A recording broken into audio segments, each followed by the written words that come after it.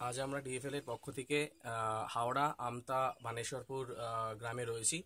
আজ আমরা এখানে অতীব দরিদ্র সীমার নিচে মমতা মান্নাকে খুঁজে পেয়েছি এবং তাকে আমরা সাহায্যের হাত বাড়ানোর জন্য কলকাতা থেকে এসেছি। ইনি এখানে প্রায় 10 বছরের বাসিন্দা, কিন্তু কিছুদিন আগে পর্যন্ত এনার মাথার উপরে ছাদ এবং রাত্রেবেলা আলোর কোনো রকমই ব্যবস্থা ছিল না। কিন্তু সেখানে এই অঞ্চলেরই কিছু ভালো মানিগুণী মানুষ যারা কিনা এনাকে আমাদেরও আগে এসে সাহায্যের হাত বাড়িয়ে দিয়েছেন।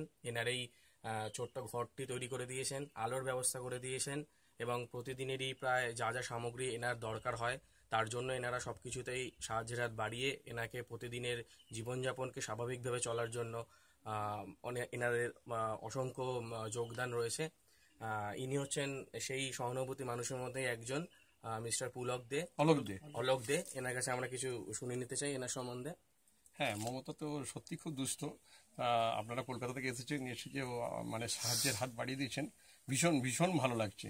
তারপর আমাদের আনুলে অঞ্চলের তরফ থেকে এই ছোট্ট একটি ঘর ওকে করে দেওয়া হয়েছে এবং সুলতান আহমেদের তরফ থেকে, আমাদের সাংসদ সুলতান আহমেদের তরফ থেকে এই যে বিদ্যুতের ব্যবস্থাটা আমি উদ্যোগ নিয়ে, সুলতান আহমেদ সাহেবের অনুমতিতে আমি উদ্যোগ নিয়ে করে দিয়েছিলাম। আমার খুব ভালো লাগছে যে মমতার পাশে আপনারা সকলে এসে দাঁড়িয়েছেন। হ্যাঁ, আরও যাতে সকলে আসেন বা ওকে একটু মানে সাহায্যের হাত বাড়িয়ে দেয় সেইটা চেষ্টা করবেন। তো আমরা এখন একটু মমতা দেবীর বাড়ির ভিতরটা একটু ঘুরে দেখতে চাই। চলুন, আপনি চলুন।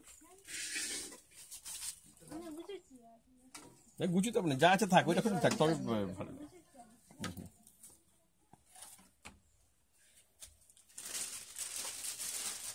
আপনারা দেখতেই পাচ্ছেন একটি ছোট্ট ঘরের মধ্যে এনাকেই জীবনযাপন করতে হচ্ছে এইভাবেই।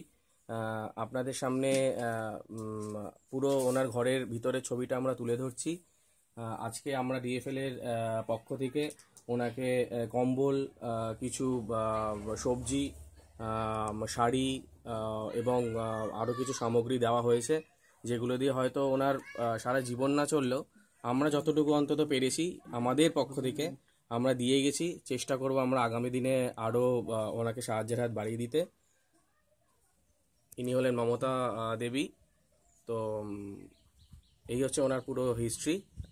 ক্যামেরায় অনিরুদ্ধ সরকার এবং সঙ্গে ইন্দ্রজিৎ দাস, জয় সরকার এবং মনোজ সরকার ফ্রম ডিএফএল।